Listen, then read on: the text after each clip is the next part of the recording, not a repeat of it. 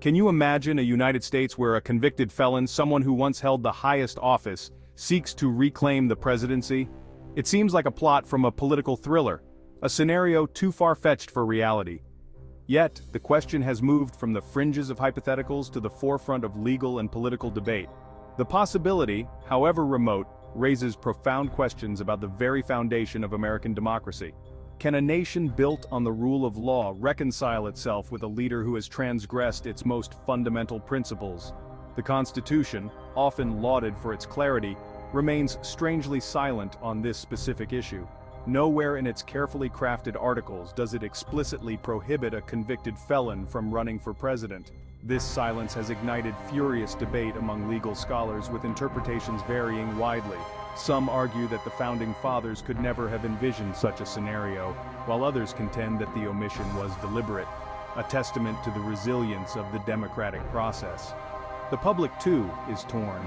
The idea of a convicted president is anathema to many, a stain on the nation's conscience. Others, however, view it as a testament to the ideal of redemption, a chance for a fallen leader to seek the public's forgiveness. This deep divide reflects the complex relationship Americans have with power, justice, and the very notion of forgiveness. At the heart of this debate lies a fundamental tension: the delicate balance between the will of the people and the sanctity of the law. On the one hand, democracy hinges on the right of citizens to choose their leaders, regardless of their past transgressions. On the other hand, allowing a convicted felon to assume the presidency could be perceived as undermining the rule of law, sending a dangerous message that some are above the reach of justice. The lack of explicit constitutional guidance has further muddied the waters. Proponents of allowing convicted felons to run for president point to the Constitution's emphasis on qualifications rather than disqualifications.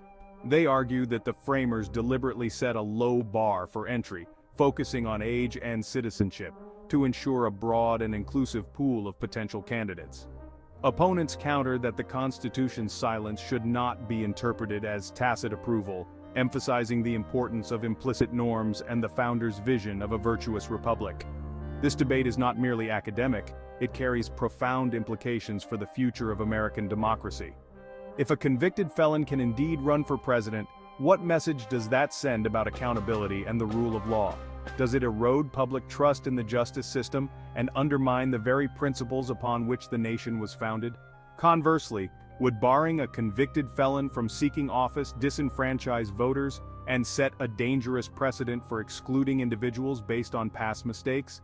The answers to these questions are far from clear-cut, and the stakes are incredibly high.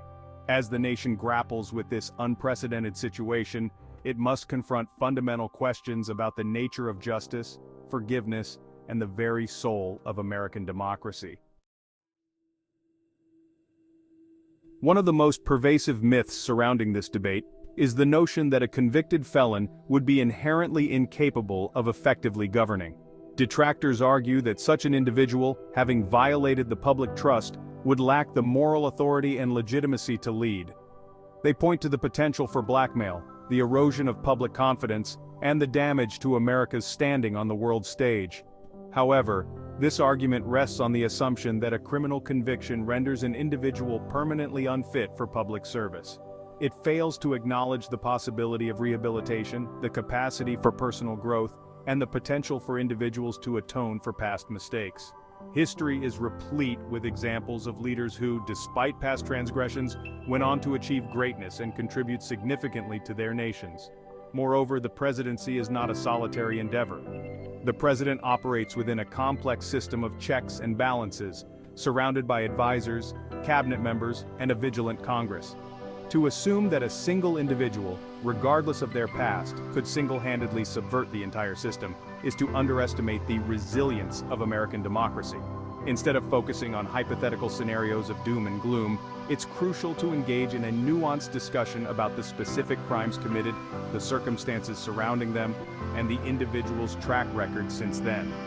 Painting all felons with a broad brush of perpetual untrustworthiness ignores the complexities of human nature and the potential for redemption. While the prospect of a convicted felon seeking the presidency is unprecedented in modern American history, it's not entirely without historical parallels. The Founding Fathers themselves were acutely aware of the potential for abuse of power, having just overthrown a king. They understood that even the most esteemed leaders could succumb to temptation, and that no one regardless of their station should be above the law. The case of Eugene V. Debs, a socialist leader convicted under the Espionage Act for his opposition to World War I, offers a compelling historical precedent. Despite being imprisoned, Debs ran for president from his jail cell in 1920 and garnered nearly 1 million votes. While his candidacy was ultimately unsuccessful, it highlights the enduring power of the democratic ideal, that even those deemed criminals by the state can still command the support and admiration of the people. However, the current situation also presents significant departures from the past. The nature of the crimes alleged, the political climate, and the media landscape are vastly different today than in previous eras. The rise of social media, the proliferation of misinformation, and the deep partisan divides within American society add layers of complexity that the Founding Fathers could not have foreseen. The current debate, therefore, necessitates a careful balancing act, upholding the principles of the past while acknowledging the realities of the present. It demands a nuanced understanding of history, a recognition of evolving societal norms, and a commitment to safeguarding the integrity of American democracy for generations to come.